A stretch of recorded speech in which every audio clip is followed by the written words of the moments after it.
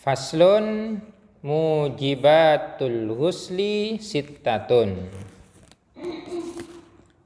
Mujibatul husli, adapun hal-hal yang mewajibkan mandi, sittatun adalah 6. Ada 6 hal yang dapat mewajibkan mandi.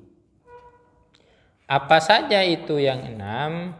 Ilajul hasyafati, berupa menancapkan atau menenggelamkan hasyafah fil farji, ke farji.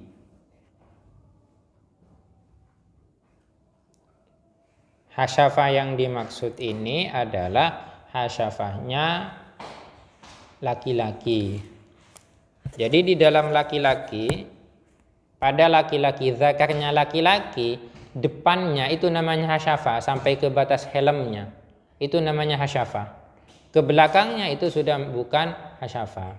Lah ketika hasyafahnya saja sudah masuk, sudah menancap, sudah tenggelam ke farjinya, ke farji seseorang, maka itu sudah wajib mandi. Walaupun tidak menancap ke semuanya, tidak masuk semuanya, tidak harus, tapi sudah ininya saja, hasyafahnya yang hilang, menancap ke dalam. Tapi kalau cuma tidak sampai menancap, cuma digesek-gesekkan gini, digesek-gesekkan, tidak sampai masuk, berarti itu tidak masuk dalam kategori ilajul hasyafah fil farji, sehingga tidak wajib mandi.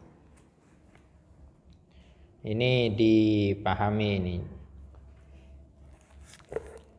Karena kalian kan sebentar lagi akan menikah semuanya ini.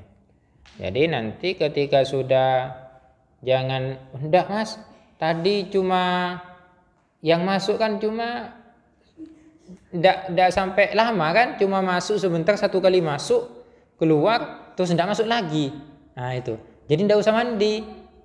Jadi yang mandi ini bukan cuma laki-laki, bukan cuma yang memasukkan, tapi yang dimasuki itu juga wajib mandi. Tidak harus lama dan tidak harus berkali-kali masuknya.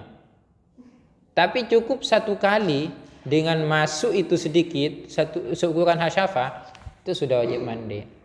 Pertanyaannya sekarang, bagaimana kalau ada laki-laki yang tidak memiliki hasyafah?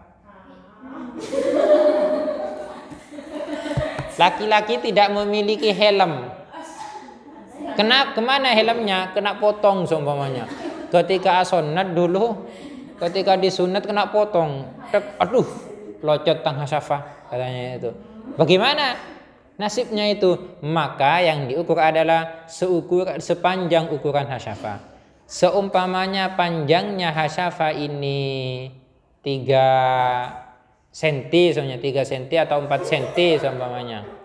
Kalau panjangnya hasyafah ini 4 cm, maka diukur masuknya juga ke belakang, seukuran hasyafah ke belakang ini juga 4 cm.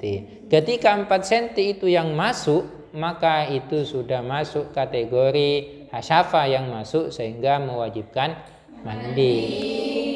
Ya, ini harus paham. Ini tidak sedang mengajarkan yang jorok atau bagaimana teman-teman, tapi ini adalah suatu ketentuan, satu hak hukum. Kalau teman-teman nanti tidak tahu, khawatir, punya emas itu kan tidak ada hasyafahnya seumpamanya, kan tidak ada hasyafahnya, jadi tidak usah mandi. Ya tidak seperti itu. Ya, tapi tidak. Saya rasa laki-laki itu ada semua hasyafahnya itu.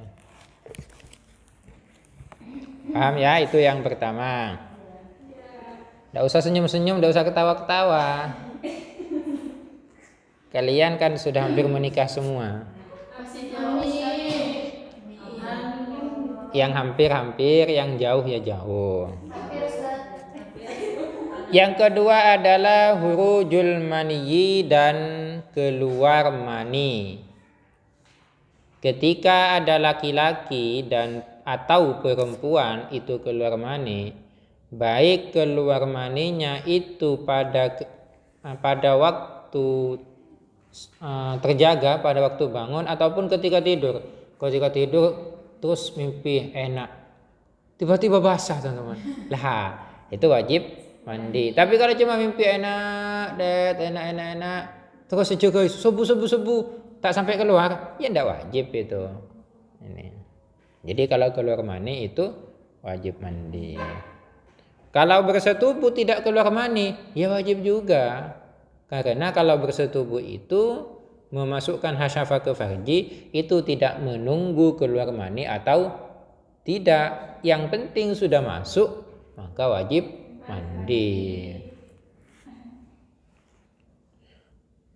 Wal haidu dan menstruasi.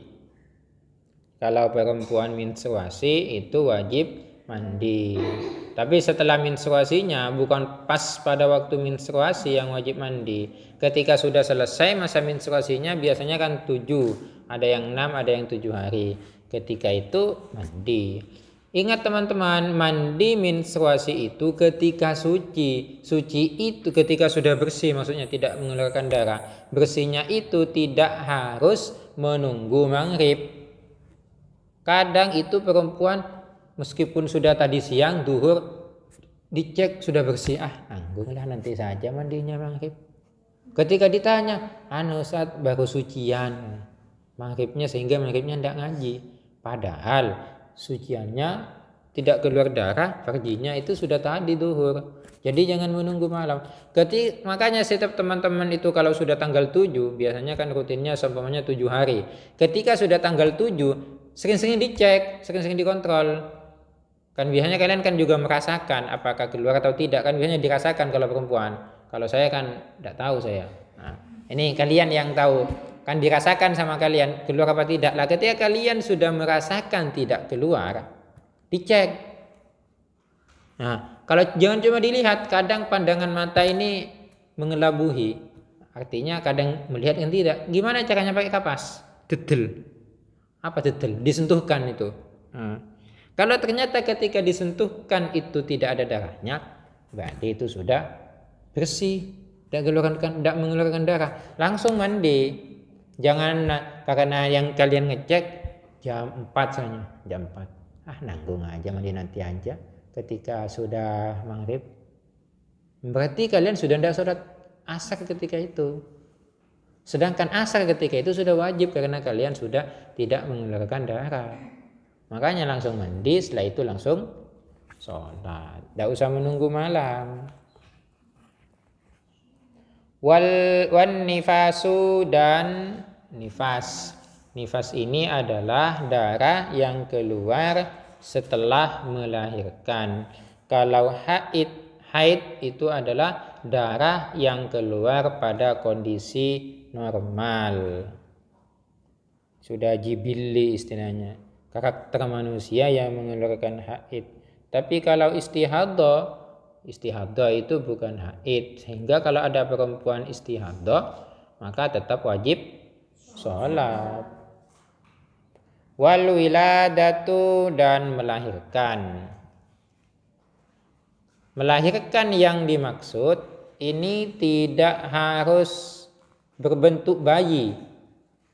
Meskipun keguguran kan masih belum bayi. Walaupun keguguran masih berbentuk darah, segumpal darah, itu sudah wajib mandi. Walaupun segumpal daging yang keluar, itu menurut qaul yang ashah wajib mandi. Apalagi yang keluar sudah berbentuk bayi, itu wajib mandi. Wal mautu dan yang terakhir adalah isdad, mati. Jadi kalau mati ini wajib mandi. Yang wajib mandiin mayitnya wajib mandi, tapi yang memandikan bukan mayitnya sendiri, orang yang hidup. Jadi wajib bagi orang yang hidup. Ini orang yang hidup memandikan mayit. Karena mayit tidak bisa mandi sendiri. Dan pas mayit ada yang bisa mandi sendiri karena guru sejak saya di guru. Makai mate. Kok mandi helu cak mayit ini. Kabur yang hidup seperti itu.